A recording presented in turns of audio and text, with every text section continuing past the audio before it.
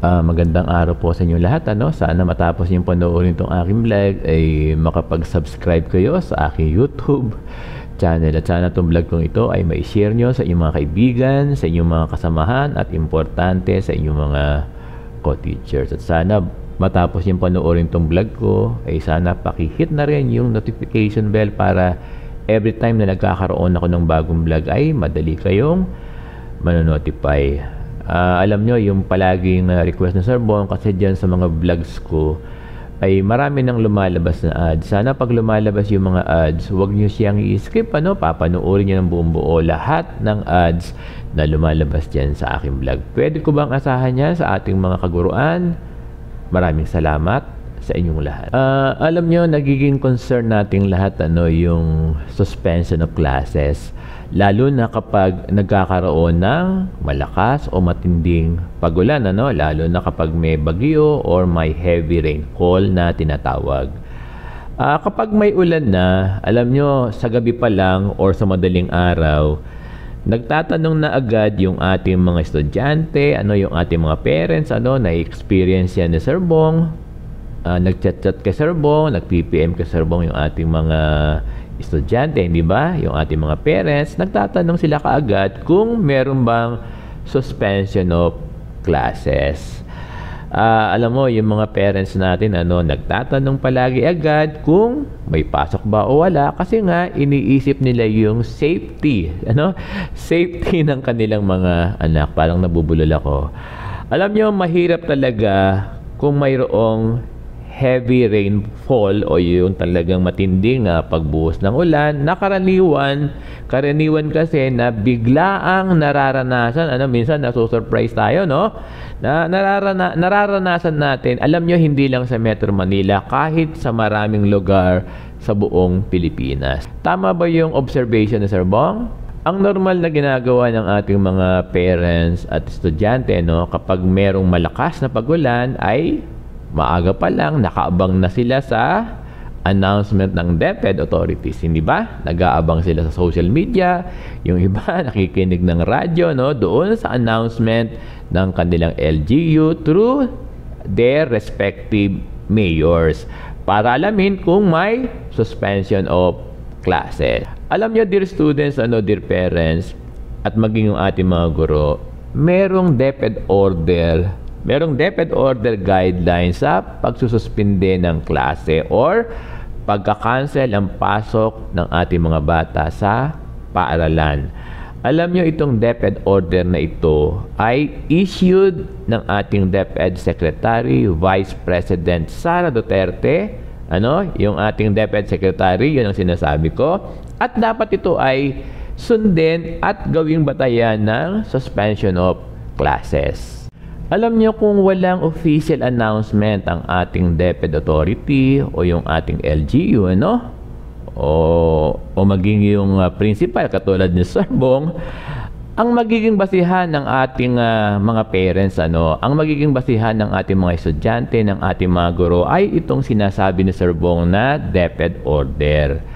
Alam niyo kasi, kung may bagyo, aalamin agad natin yung latest bulletin ng Pag-asa or DOST kung merong typhoon wind signal. Kasi alam nyo, signal number 1 lang kung may bagyo ay automatic na yan, automatic na yan na suspended na ang klase. Alam nyo, natatandaan ko nung araw nung nag-aaral ako, signal number 1 ay may pasok ang high school. Ang wala lang pasok ay elementary. Nung nag-aaral ako, nung kabataan pa namin, elementary ako at nung high school ako, natatandaan ko kapag signal number 2, dun pa lang nawawala ng pasok yung high school. Pero ngayon, ngayon, signal number 1 lang ay kansilado na ang pasok sa mga paaralan. Ganun yun. Lalo na kung signal number 2, number 3, number 4, or number 5, kapag merong bagyo. Talagang no classes ang lahat ng paaralan, kapag ang typhoon signal ay yung mga binabanggit ko or kahit na signal number 1 lang, gaya ng sinasabi na Sir Bong, ay talagang walang pasok. Kaya even yung mga magulang natin, yung mga parents natin, at maging yung mga estudyante natin ay makakapag-decide na na walang pasok. Alam niyo yung sinasabi ko, no? Minsan naasar kayo sa ating LGU, no? Sa ating mayor at sinasabi natin bakit hindi pa nag-a-announce. Alam nyo, hindi na natin need antayin yung kanilang mga announcement. Kasi kung meron ng typhoon signal o rainfall warning na inilabas ang DOST or Pag-asa, automatic ay no classes na. Nagiget ba sa Sir Bong? Sir Bong, paano naman po kung walang typhoon signal dahil wala namang bagyo pero meron namang heavy rainfall warning? Kung merong heavy rainfall warning, again, titignan natin yung latest bulletin ng Pag-asa or DOST kung meron silang announcement, dito sa sinasabi kong rainfall warning. Kasi kapag ang rainfall warning code o signal ay red, or orange, kapag ganyan ang rainfall warning, red or orange, automatic na no classes.